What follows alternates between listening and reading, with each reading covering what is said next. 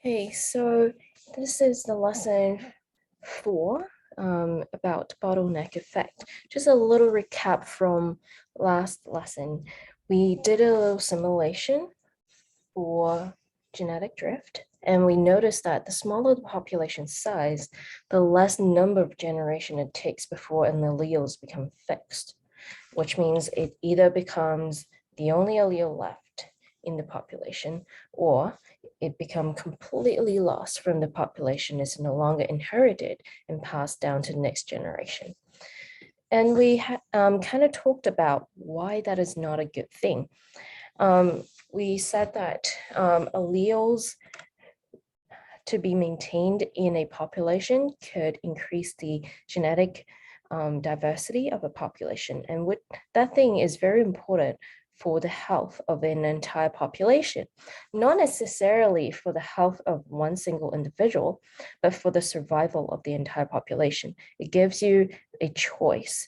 If another event hits, for example, the one that we're going to talk about in this lesson, when something hits, then you have a coping mechanism where you have choices in terms of alleles, and some of those alleles may help some of the individuals in the population to survive, and therefore the population gets to continue to survive in the world.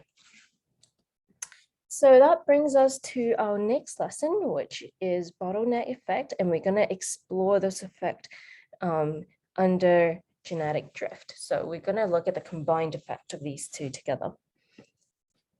Okay, and then next lesson we'll look at founder's effect. All right, genetic drift. We said that it is a little fluctuation in the allele frequency, which is how much alleles are there of a certain type in a population or in a gene pool, and how it can change or fluctuate over time due to pure chance, not to selective pressure, right? Now we have another thing called bottleneck effect, where we kind of refer to the effect of how a population is going to change, or the alleles frequency of a population is going to change through an event that would suddenly and significantly reduce the population size.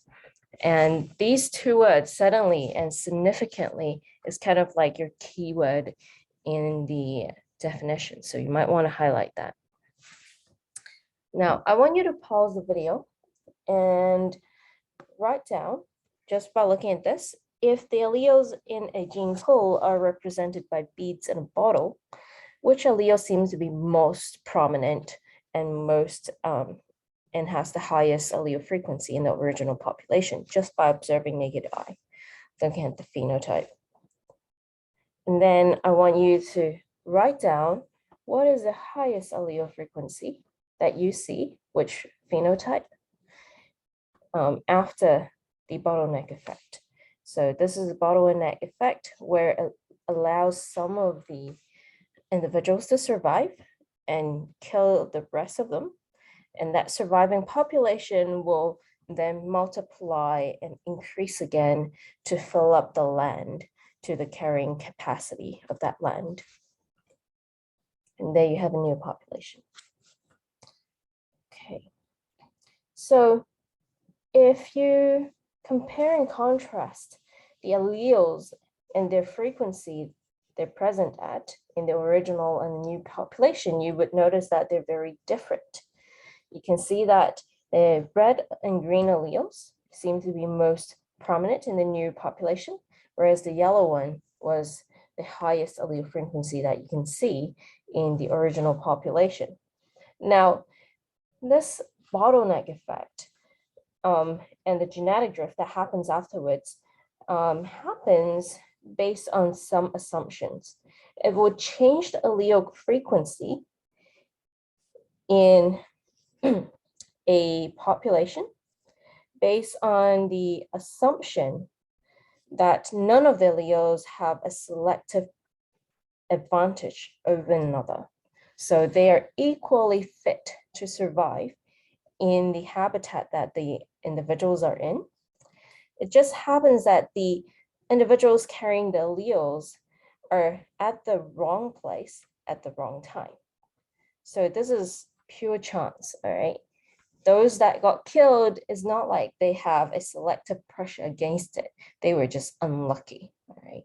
So that's the whole idea. It's got nothing to do with natural selection. It's just chance again, and it's just you being unlucky if you got killed. All right, so have a think about it.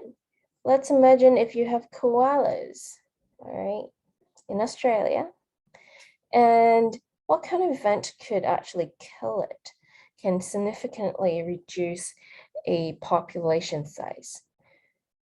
Pause the video and have a think. I think I've given you one hint in the slides.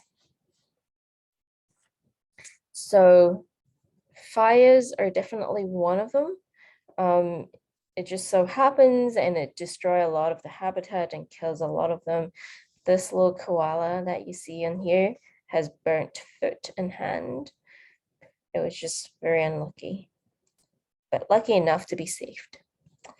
And of course, you can have other events. For example, you could have a flood, or you can have a disease that hit, or something like that. Okay, and that brings us to another experiment, the bottleneck simulation. So the bottleneck simulation will allow you to create a bottleneck event of different scale and limit the population and see how that's going to affect the allele frequency. And I have a simulation attached right here as a hyperlink. The first thing I want you to do is, before you start anything, I want you to understand this first, understand the simulation. In here on this side, all right, this is the only side we're going to use. We are not going to touch on island 1 and the island. All right, we're going to leave that for next time.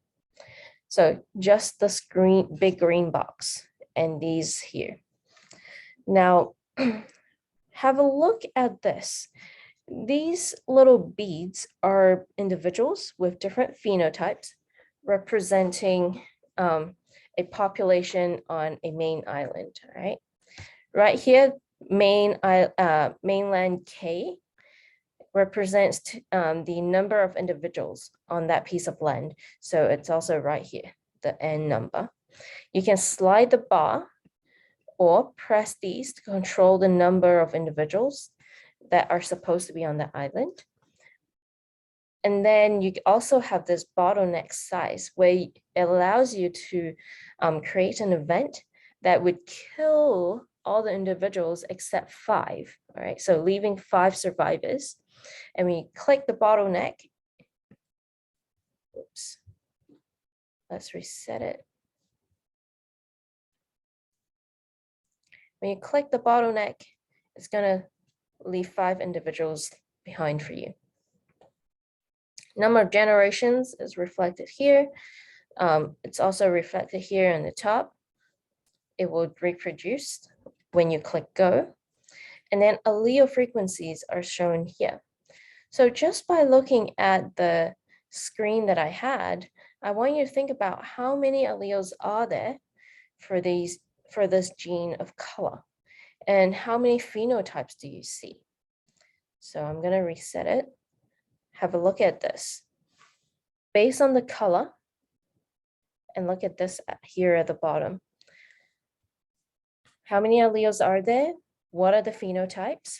And most importantly, how are the alleles being inherited? Is it through the inheritance pattern of complete dominance, incomplete, or co-dominance?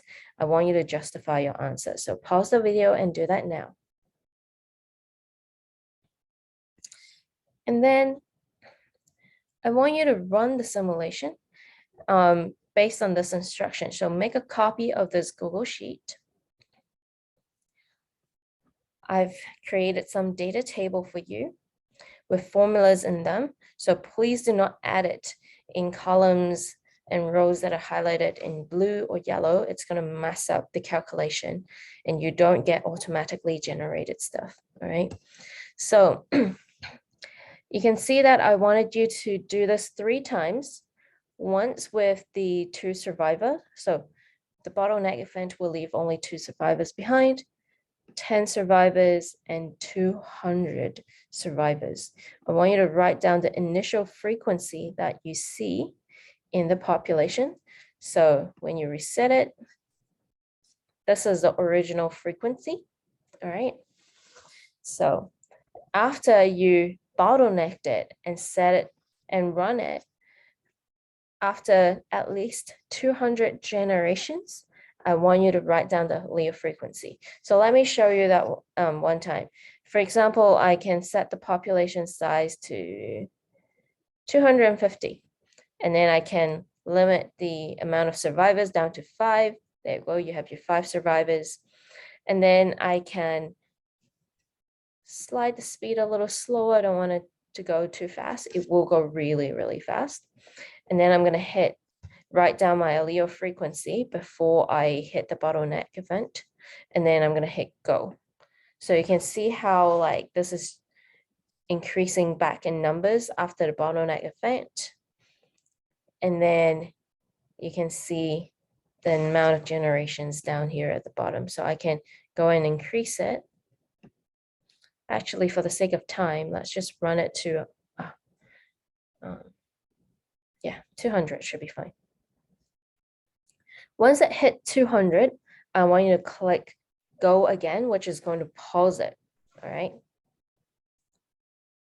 And it doesn't matter if you don't hit the perfect number, just roughly at 200, but at least 200. So if you click go again, it will continue. If you click go again, it will pause it.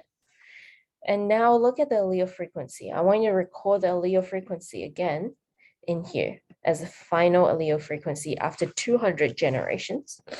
And that's going to automatically calculate the change in allele frequency for you and move it to this table here and create a graph for you. All right. So do that. And then after you're done with all 3 scenarios of these bottleneck events, and you have your data table and your graph, I want you to copy the data table, the one highlighted in orange, in yellow down here. And I also want you to screenshot your graph and put it in here. And then have a look at it. Have a look at your spreadsheet and then write some conclusion and discussion. What did you observe? Here's your research question. How does the size of a bottleneck event affect the allele frequency?